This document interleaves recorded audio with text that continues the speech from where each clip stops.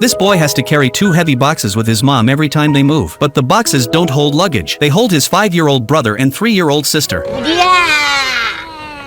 After sneaking them into the apartment, he heads to the train station to pick up his older sister. She's been waiting there for a long time. She doesn't complain. She quietly follows him home. When they reach the building, she hides around the corner. Only after he makes sure the landlord is gone does she quietly go upstairs. The landlord only allows 2 people to live in the apartment. At dinner, their mom reminds them of the rules again. Except for your older brother Akira, none of you are allowed outside. You stay in this room. The 3 of you can't make noise, and the neighbors can never find out you're here. Otherwise, we'll get kicked out again. Akira quietly listens.